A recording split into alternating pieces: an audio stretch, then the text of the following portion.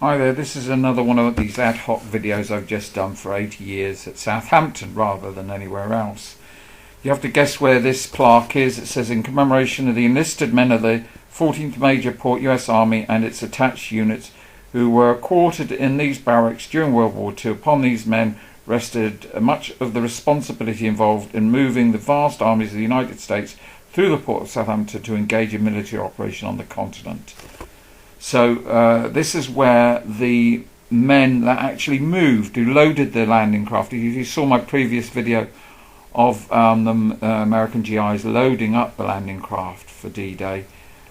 This is where they were barracked or quartered. The Blighmont Barracks. This is in Millbrook Road. Obviously, the armies that travelled across Operation Bolero to this country just didn't load the ships themselves. They needed men to do it, and they were billeted here. Here's a few of them. These are the 14th Major Port. That was the name of them. That was their commanding officer you just saw a glimpse of. This is what the barracks look like today. I got a very hospitable treatment when I went down there. They showed me round the barracks. These are where the 14th Port were based. They were the headquarters, the US Army headquarters for D-Day. And there's the plaque there in the middle there between the two anchors. This was originally built for the British Army, and of course they handed it over to the Americans for somewhere to stay during Operation Overlord. So where are we? Where are we now? What's going on here? What does that plaque say? Oh well, I'm afraid that's a bit too difficult for even me to read. So fortunately, I've got another film here. It says, in commemoration of the officers of the 14th Major Port US Army who were quartered here during World War II.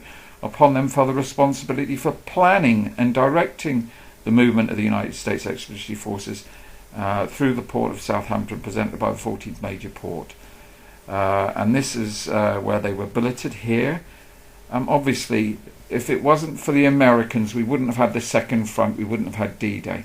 Their headquarters was in the Civic Centre. People don't believe me, but there's a plaque that's over one of the doors in the art gallery. It says, presented by the 14th Major Port US Army in acknowledgement of the generosity of the Borough of Southampton during the mayoralty of Rex Stranger, gratuitously provided the section of the Civic Centre for use as the headquarters of the port. It was from these blah blah blah. Let's just go back.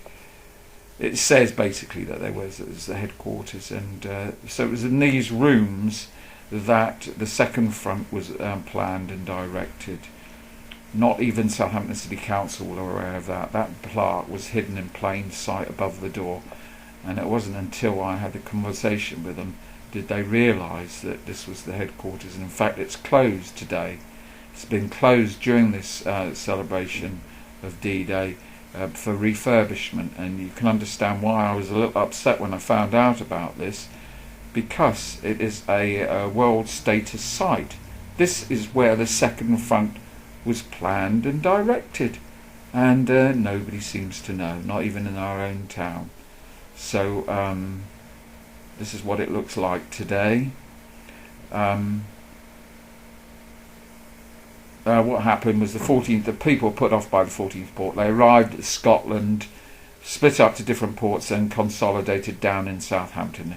It's called the 14th Port, but that was the headquarters. This is the reference, the citation that Colonel Mayer got. During the whole of this period, Colonel Mayer has worked in the closest touch with the British Army. His willingness and efforts to do all in his power to further the cooperation.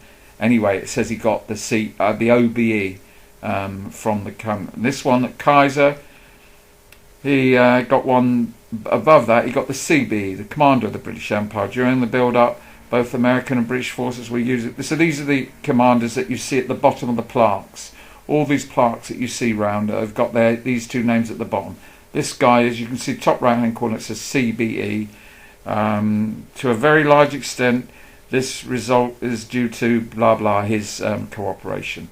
This is the plaque on the outside of the Civic Centre. This tablet records that the Civic Centre was used as the headquarters of the 14th Major Port by US Army during World War II. Between June and the end of hostilities, orders were issued here directing the embarkation of the American armies, who together with their allies sailed from Southampton docks to liberate Europe. and that's outside the. You can still see that today. As I say, the name 14th Major Port, but basically it says that the second front started from inside that door, and that was their headquarters there. Thank you very much.